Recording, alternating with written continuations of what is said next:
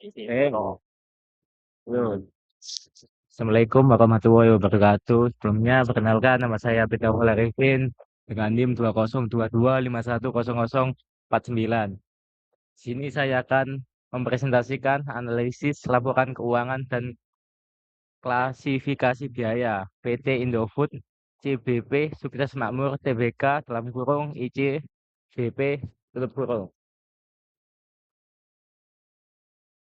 Nah, profil perusahaan PT Indofood CBP Sukses Makmur Tbk dalam kurung ICBP merupakan salah satu perusahaan manufaktur terbesar di Indonesia yang bergerak di bidang makanan dan minuman.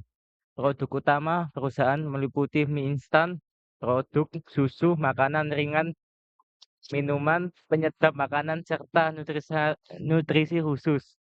Perusahaan ini terdaftar di Bursa Efek Indonesia dalam kurung BEI dan menjadi salah satu perusahaan consumer goods dengan kinerja yang cukup stabil. Next, kita masuk analisis laporan keuangan. Di sini ada rasio ada 4. Yang pertama adalah rasio likuiditas. Rasio likuiditas adalah rasio yang digunakan untuk mengukur kemampuan perusahaan dalam memenuhi kewajiban jangka pendek. Rumus Conrad rasio sama dengan aset lancar dibagi liabilitas lancar. Data keuangan aset lancar 2024 yaitu 25,29 triliun. Liabilitas lancar 2024 adalah 22,48 triliun. Perhitungan 25,29 dibagi 22,48 yaitu 2,12 kali.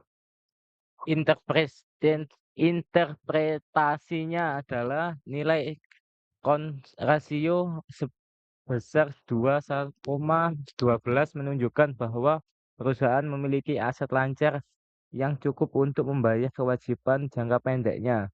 Hal ini menandakan kondisi likuiditas perusahaan yang cukup baik. Kedua adalah rasio solvabilitas. Digunakan untuk mengukur kemampuan perusahaan dalam memenuhi seluruh kewajiban baik jangka pendek maupun jangka panjang. Rumus debt to equity ratio dalam kurung DER total utang dibagi total ekuitas. Data keuangan. Total utangnya adalah ada 47,65 triliun. Total ekuitas 77,02 triliun. Perhitungan 47,65 dibagi 77,02 didapat 0,61 atau 61%. Interpretasinya nilai DER sebesar 61% menunjukkan bahwa struktur modal perusahaan masih tergolong sehat karena penggunaan utang masih berada pada tingkat yang aman dibanding modal sendiri. Next, kita masuk rasio aktivitas. Digunakan untuk mengukur efektivitas perusahaan dalam menggunakan aset yang dimiliki untuk menghasilkan penjualan. Rumusnya adalah total aset turnover sama dengan penjualan bersih dibagi total aset. Data keuangan penjualan bersihnya ada 72,59 triliun. Total aset 140,15 triliun. Perhitungannya 72,59 dibagi 140,15 didapat 0,1 kali. Interpretasinya rasio sebesar 0,51 kali menunjukkan bahwa setiap Rp1 aset mampu menghasilkan penjualan sebesar 0,51. Hal ini menunjukkan penggunaan aset perusahaan yang cukup efektif. Next, kita ke rasio keempat, profitabilitas. digunakan untuk mengukur kemampuan perusahaan menghasilkan laba.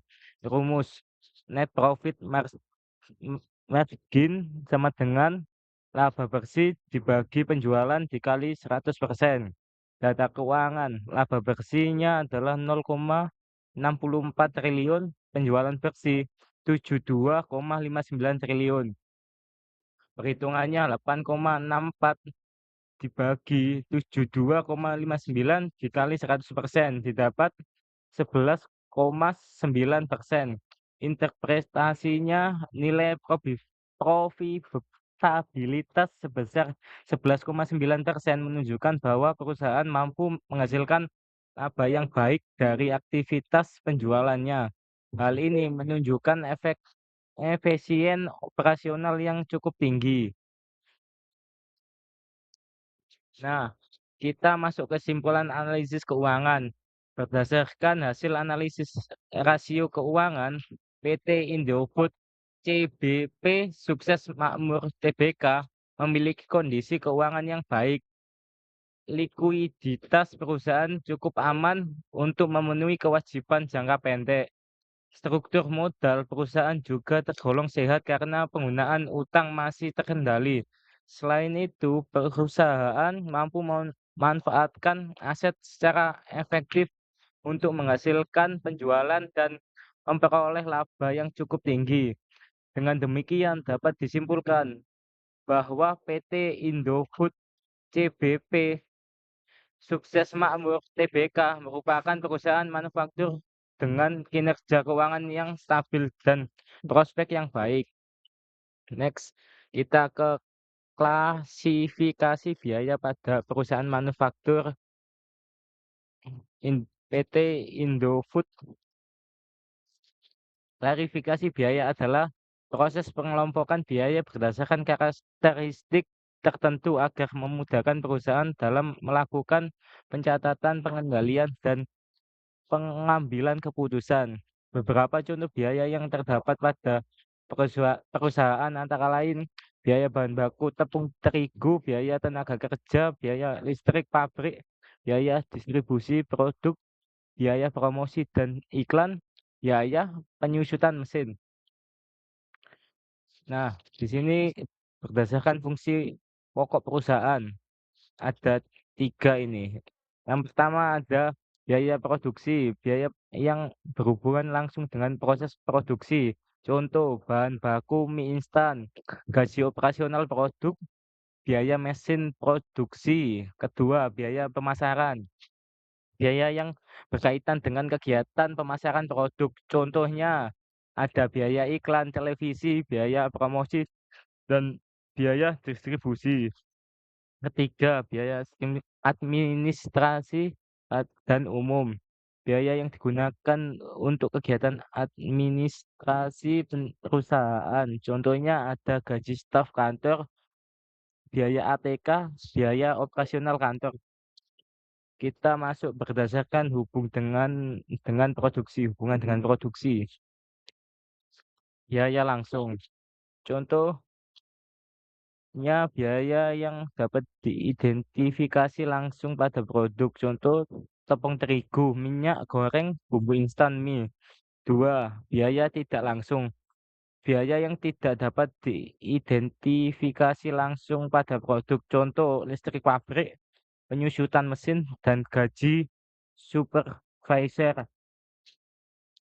Ketiga, berdasarkan fungsi pokok perusahaan. Pertama ada biaya tetap, biaya yang jumlahnya tetap meskipun volume produksi berubah. Contoh, penyusutan gudang dan sewa perusahaan. Kedua, ada biaya variabel. Contoh, biaya yang berubah sesuai jumlah produksi. Contohnya bahan baku dan kemasan produk. Ketiga, ada biaya semi variabel, biaya yang memiliki unsur tetap dan variabel. Contohnya biaya listrik dan biaya telepon. Next, alasan pengelompokan biaya. Biaya dikelompokkan berdasarkan fungsi hubungan terhadap produk dan perilaku agar perusahaan dapat melakukan pengendalian biaya secara efektif. Selain itu, klasifikasi biaya juga membantu perusahaan dalam menentukan harga pokok produk dalam kurung HPP, menghitung laba dan menyusun laporan keuangan. Kesimpulan, struktur biaya perusahaan, struktur biaya pada PT Indofood CBP Sukses Makmur Tbk terdiri dari biaya produksi, biaya pemasaran, serta biaya administrasi dan umum. Dalam proses produksi, biaya biaya bahan baku dan tenaga kerja langsung menjadi komponen utama pembentukan harga pokok produksi dalam kurung HPP. Setelah ditambahkan biaya operasional lainnya, perusahaan dapat menentukan harga pokok penjualan HP dalam kurung HP penjualan tutup kurung yang dicatat dalam proses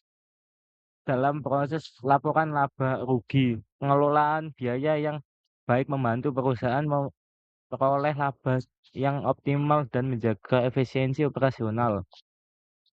Nah, ini ada daftar pustaka laporan tahunan PT Indofood CBK Sukses Makmur Tbk tahun 2024, Bursa Efek Indonesia laporan keuangan PT Indofood CBP Sukses Makmur Tbk. Ketiga ada Kasmir 2019 analisis laporan keuangan Jakarta Kajawali Press. Keempat ada Mulyadi 2018 akuntansi biaya Yogyakarta. Titik dua UPP STIM YKPN. Nah, terima kasih. Sekian dari saya. Wassalamualaikum warahmatullahi wabarakatuh.